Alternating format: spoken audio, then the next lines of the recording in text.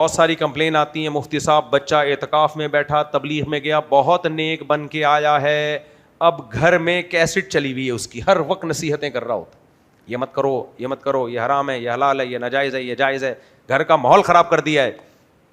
ہمارے حضرت مفتی رشید احمد صاحب دین پہ بڑے مضبوط تھے, لیکن بتایا کرتے تھے جب کوئی گھر میں فرد دیندار بن جائے تو تبلیغ نہ کرے, خدمت بڑھا دے اپنی. کیا بڑھا دے؟ بولو, خدمت, بس اور کچھ نہیں, منہ سے کچھ نہ بولے. پہلے سے زیادہ ماں باپ کی, بہن بھائیوں کی خدمت شروع کر دے, بس اتنی تبلیغ کیا ہے, کافی ہے. اگر یہ درد سر بن جائے گا نا, یہ مت کرو, وہ مت کرو, یہ کہیں گے یار کاش یہ پہلے پیدا ہو جاتا, ہم بعد میں. باپ یہ بن گیا ہے, حالانکہ پیدا بعد میں ہوا ہے. قیامت کی علامت ہے کہ باپ اپنے باپ کو پیدا کرے گا. حدیث سے ہی پتہ چلتا ہے. ماں اپنے مولا کو پیدا کرے گی اور باپ اپنی اولاد کو نہیں بلکہ اپنے باپ کو. لبرل گھروں میں تو یہ ہو گیا ہے, بچے پیدا ہونا بند ہو گئے, ابا پیدا ہو رہے ہیں. جو لبرل لوگ ہیں نا, نام نہاد لبرلز, میں خود مشاہدہ کیا ہے میں نے, باپ بیٹے کی کمپلین آتی ہے, کوئی جھگڑا چل رہا ہے, آ کے بیٹا 2-2 فٹ اچھل کے میرے سامنے چیخ رہا ہوتا ہے, ابا بڑے آرام سے بیٹھ کے سمجھا رہے ہوتے ہیں, مفتی صاحب ان کو سمجھائیے, اونچی آواز سے بات نہ کیا کریں. تو بھائی یار یہ باپ لگ رہا ہے اور یہ بیٹا لگ رہا ہے. ہمارے زمانے میں تو بھائی اس کا تصور نہیں تھا کہ باپ آرام سے بیٹھا ہوا ہے, بیٹا 2-2 فٹ اچھل رہا ہے. حدیث میں آتا ہے نا قرب قیامت میں الٹا ہو جائے گا معاملہ. تو حکمت, اور یہ حکمت ہر ایک کے لیے ضروری ہے کہ کون سی بات کس وقت کہنی ہے. حضرت مفتی شفیع صاحب رحمہ اللہ تعالی, اللہ ان کی قبر کو نور سے بھر دے, مفتی اعظم پاکستان تھے, بڑی پیاری بات کہہ کر چلے گئے. فرمایا کہ اگر حق بات بیان کی جائے موقع پہ, چند چیزیں دیکھ لی جائیں کہ بات کس کے سامنے بیان کرنی ہے, کس انداز سے بیان کرنی ہے اور کس وقت بیان کرنی ہے. یہ 3 چیزیں اگر ملا کے حق کو بولا جائے تو ہو ہی نہیں سکتا کہ فائدہ نہ ہو حق کا. کس کے سامنے کس طرح سے بات کرنی ہے یہ تمیز ہونی چاہیے. بات کے لیے الفاظ کیا ہونے چاہیے, سلیکشن آف ورڈ, یہ پتا ہونا چاہیے, اور موقع کون سا ہونا چاہیے, یہ بھی بہت اہم ہے. یہ جب تک 3 چیزیں آپس میں جمع نہ ہو جائے, حق بیان کرنا فائدے کے بجائے نقصان پہنچاتا ہے. سمجھ میں آ رہی ہے بات کہ نہیں آ رہی ہے؟ تبھی میں شادی بیاہ کے موقع پہ دینی بیانات نہیں کرتا. میرے تجربے ہیں, مجھے لوگ بلاتے ہیں ہمارے بچے کی شادی, آپ ہال میں آ جائیں بیان کر دیں. بھائی نہیں, وجہ اس کی ہے کہ وہاں لوگ مرغے پھوڑنے آئے ہوئے ہوتے ہیں, حلال و حرام سننے نہیں آتے. جب بھی جاؤ بیان کرو, کوئی ادھر منہ کر کے بیٹھا ہوا ہے, کوئی ادھر منہ کر کے بیٹھا ہوا ہے, کوئی کھانے کے انتظار میں بیٹھا ہوا ہے, بہت آدھا گھنٹہ تو ان کو اپنی طرف متوجہ کرنے میں لگتا ہے. بہت سے بیزار ہوتے ہیں کہ یار یہ مولوی ادھر بھی گھس گیا. بہت سے لوگ مولویوں سے بیزار ہیں, وہ نہیں چاہتے مولویوں کو سننا. آپ زبردستی جب ان کو سناؤ گے تو وہ قریب آنے کے بجائے اور دور بھاگیں گے. تبھی ہم نے باہر کا اسپیکر بند کیا ہوا ہے. بھائی جو سننا چاہتا ہے آ جائے ادھر, نہیں سننا چاہتا تو جائے کسی اور کو سن لے. ایک مولوی صاحب شادی کے موقع پہ, شادی ہوئی ہے, کھانا وانا ابھی شروع ہونے والا ہے, بہت گڑ گڑا کے رو کے دعائیں کروائیں جو ختم قرآن پہ کرائی جاتی ہے.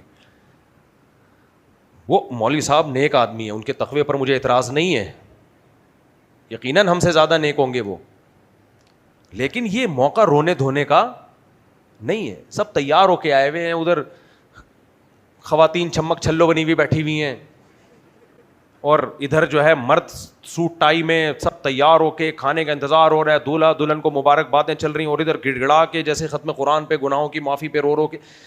دعا بھی ٹھیک ہے, گناہوں کی معافی بھی ٹھیک ہے, رونا بھی ٹھیک ہے, مانگنے والا بھی اللہ کا نیک آدمی ہے, لیکن یہ موقع نہیں ہے. یہ موقع نہیں ہے.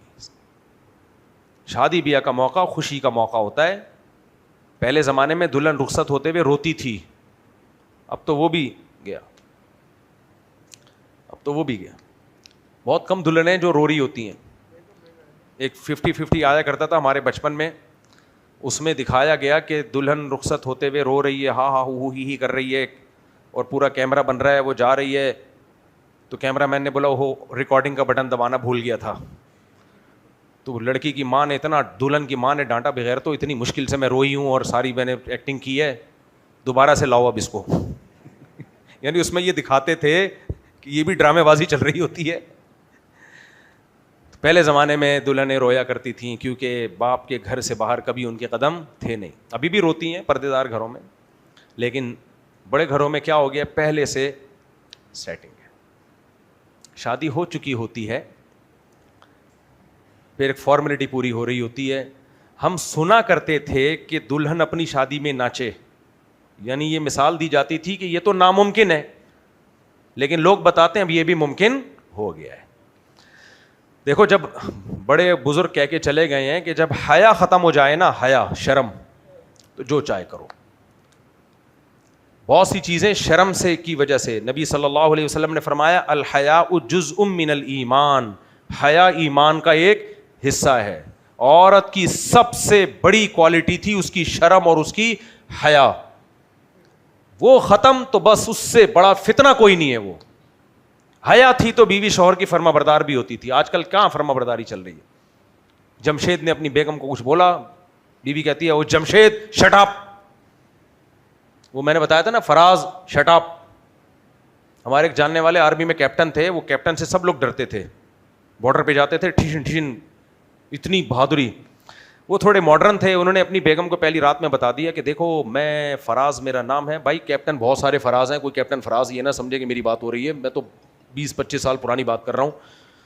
تو انہوں نے اپنی بیگم کو, ماڈرن تھے وہ, ہمارے گھر والوں نے مجھے بتایا وہ ان کی وائف کی سہیلی تھی. تو کیپٹن صاحب نے اپنی بیگم کو پہلی رات میں بتا دیا, ماڈرن بننے کی کوشش ہو رہی ہے نا, دیکھو میں تمہارا آج سے ہسبینڈ نہیں ہوں, فرینڈ سمجھنا مجھے. کیا سمجھنا؟ یہ جو مولوی لوگ کہتے ہیں نا گھر کا سربراہ ہوتا ہے شوہر, اور عورت کو حکم ہوتا کہ کسی کو سجدہ کرے تو شوہر کو سجدہ, یہ پرانے لوگوں کی, مولویوں کی پرانی دقیانوسی والی باتیں. کیا باتیں ہیں یہ؟ ادھر توجہ, ادھر سربراہ اور میری اطاعت, یہ سب. I am just your friend, I am just like a friend. Friendship میں رہیں گے ہم.